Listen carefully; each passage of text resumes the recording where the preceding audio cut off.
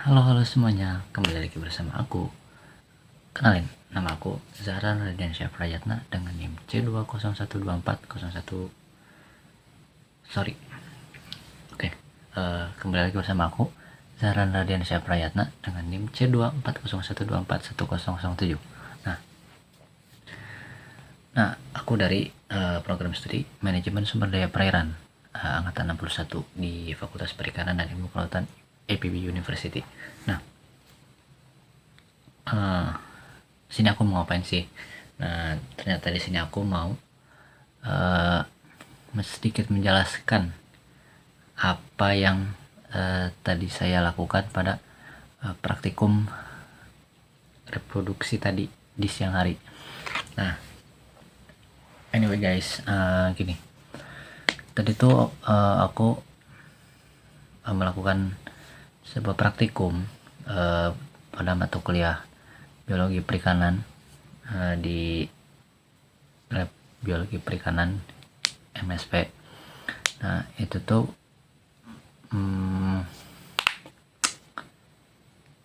dilakukan pada tanggal berapa ya? Kemarin tuh 13 September di tahun 2025 di jam 12 sore, di jam 1 sampai jam 4 sore. Nah, itu tuh kita ngebahas reproduksi ikan. Nah, itu tuh kita masuk di reproduksi bagian yang kedua, soalnya bagian pertama reproduksi yang pertama itu kan sudah di minggu lalu. Nah, minggu sekarang itu kita masuk ke reproduksi yang kedua. Nah, di reproduksi kedua ini kita mengamati diameter telur, yang diameter telur ikan yang sudah kita burai, lalu kita amati di mikroskop. Nah, tapi sebelum itu kita akan masuk kepada sedikit penjelasan apa sih diameter telur itu. Nah, diameter telur itu adalah garis tengah atau ukuran panjang dari suatu telur dengan mikrometer yang berskala yang sudah ditera. Nah, fekunditas dan diameter yang diamati berasal dari ikan yang mencapai tahap perkembangan yang sudah matang. Jadi biasanya ikan yang diamati, telur ikan yang diamati itu dari kelamin betina. Nah, informasi dari TKG matang berguna untuk mengetahui tahap perkembangan gonad serta mengetahui pola pemijahan ikan.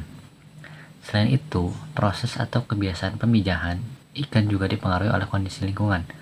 Sebagai contohnya, ikan lemuru bermigrasi ke dekat pantai untuk mengadakan pemijahan karena salinitas yang rendah berpengaruh terhadap maturitas gonad.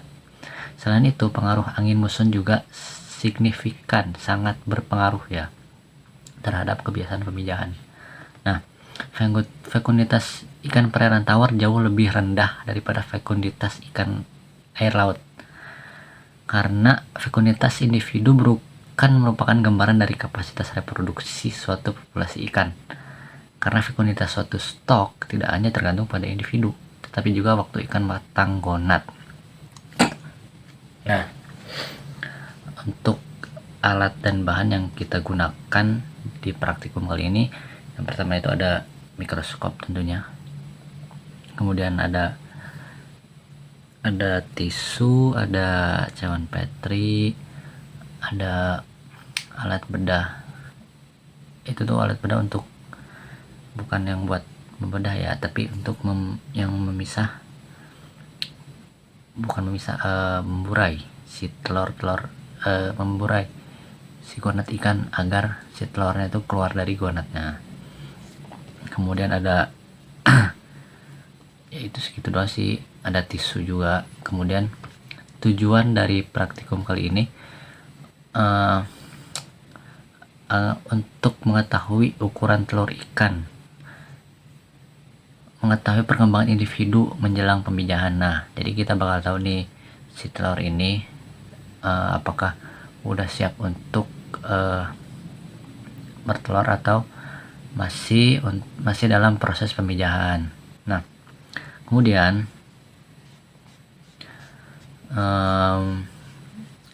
kita mengambil sampel sebanyak 75 butir telur yang diamati. Nah, kemudian setelah itu kami langsung mengukur si diameter telur tersebut di mikroskop. Nah, setelah itu kita amati nah, langsung kita catat kepada sheet yang sudah kita print. Nah, setelah itu langsung kita masukkan ke dalam Excel data-data yang sudah kita dapatkan. Nah, by the way, kita mengambil 3 bagian dari gonat ikan. Ada yang bagian atas atau atas, tengah, dan bawah. Nah, saya ke bagian yang bagian atas, volumetri kalau nggak salah namanya. Nah, setelah itu kita amati sebanyak 75 butir telur diameternya. Setelah itu langsung kita catat ke lembar sheet, lalu kita pindahkan ke dalam Excel untuk mempermudah teman-teman kelompok sekalian. Nah, mungkin itu saja yang dapat saya sampaikan, kurang lebihnya mohon maaf. Terima kasih. Bye bye.